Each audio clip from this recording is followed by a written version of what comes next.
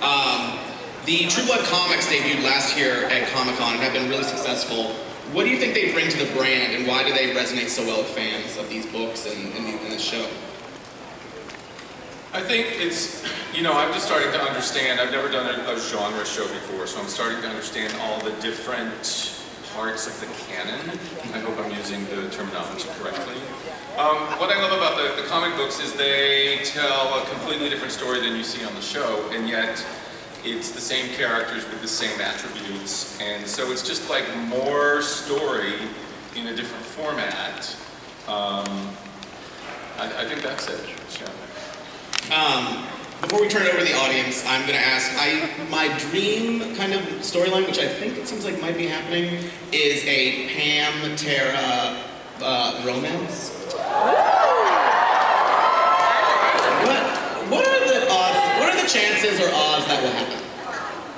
Can't wait to hear this. I'm going to write that down and send myself an email. Good, good.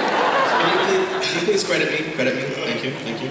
Well, I want you all to have time to ask these amazing people questions, so I think we should start opening it up to the audience. So yes, lady in the green. Hi, this question is actually for Ryan. Ryan, from the very beginning, your character was kind of like the playboy, and he kind of grew up overnight in a season. How do you feel about the character growing up and the responsibility of what he's going to be going through? Yeah, look, I've always said that he started sort of so low on the evolutionary totem pole that he can only go up. So yeah, I feel like this season, in terms of all the others, is definitely, as you said, his chance for the young boy to become a man. And he loses some of that sort of, I guess, the boyish charm, but he makes up for it with this new sense of responsibility. And I personally like it. I think it's a really good change up for me as an actor, and I think it's good for Jason too. Thank you.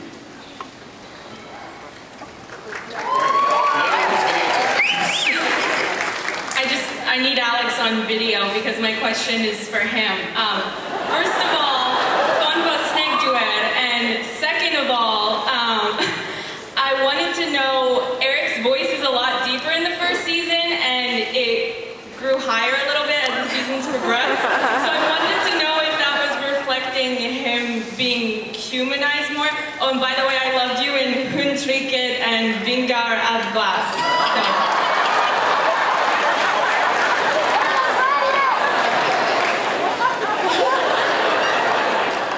Are you filming me now?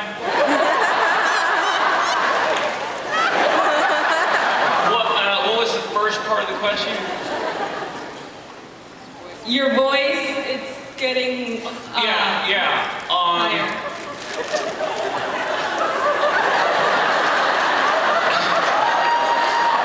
don't know. I don't really know. But I like that interpretation. I'm gonna go with that. That was more of a robot in the beginning, and now I'm becoming more and more human. So next season it'll be like this.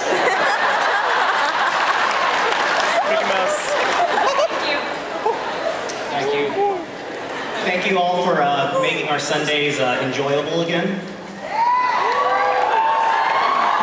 We've seen how Eric and Bill were made. Are we going to see this season how Eric made Pam?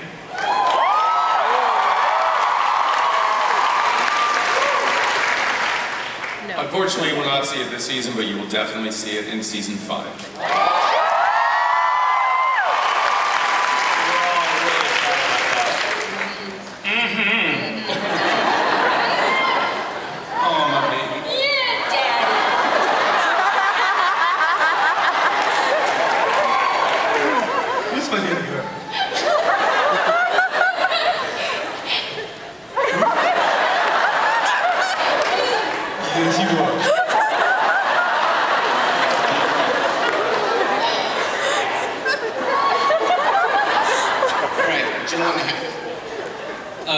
Nelson, I'd like to thank you for playing one of the most powerful gay characters on television.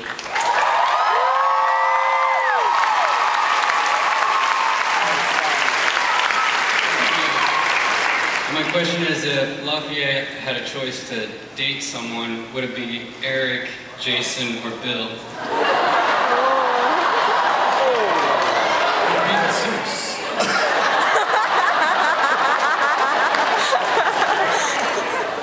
I must say I'm happy with the squeeze I got. I'm happy with Jesus. But I did all four.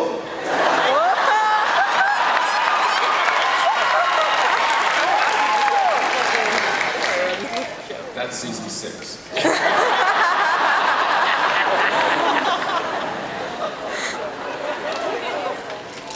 Hi, I'm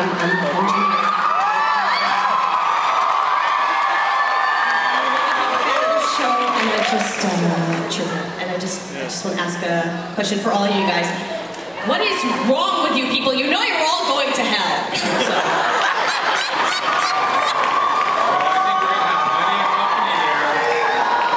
I think we will have plenty of company there because I think everybody in this room will follow us right there.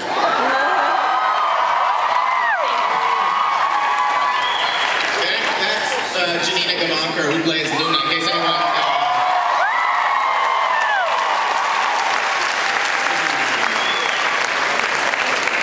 Ladies, ready for war. What's going on? Hi, I'm Angel. My question is for Alex and for Kristen. I'm wondering, now that we're seeing this softer side of Eric, what in his history would have made him create such a straight-up badass? First of all, is that Battlestar Galactica? It You're is.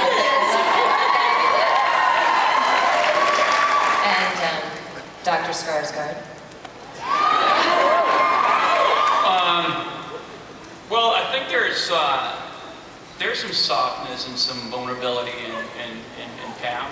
Yeah. But I think both of us, or both of our characters, are kind of uncomfortable showing that vulnerability. And so we kind of keep that. It's not till now, you know, when Eric gets amnesia that you see that vulnerability when it comes out. And it might need, I mean, it might take something like that for Pam to come in as well. She's really has only been vulnerable about her maker, Eric, and now losing her face. But I think,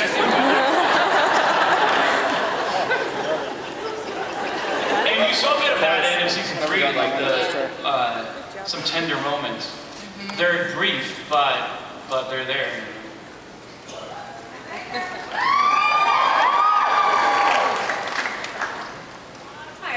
Hi, my question is for Alex, and I'd like to know if you will be in Zoolander 2 as the ghost of Vegas.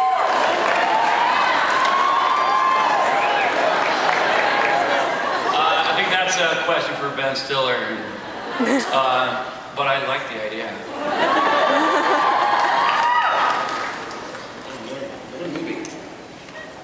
My friend couldn't get in, but my question's for Ryan. I just want to know how you find being on American television shows different to being on Home and Away.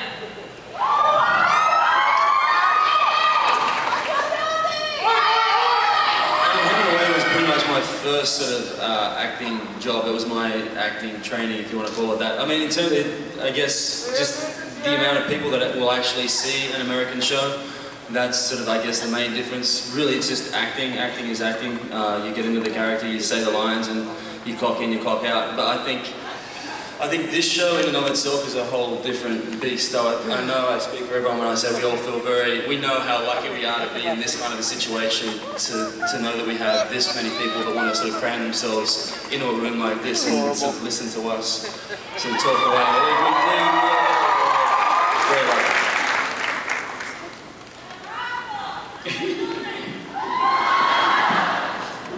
Hi, my question is for Alex, Anna, and Alan. This season we've seen a really kind of organic Eric, because it's been really vulnerable and real childlike. So presumably if and when he gets his memory back, how is that going to change the dynamics between him and Suki, as well as with vampire politics and his standing in vampire politics?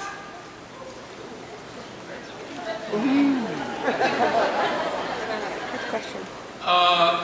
You know, that's a big question, and I would be giving away too much if I told how his memory returned to him would affect him if his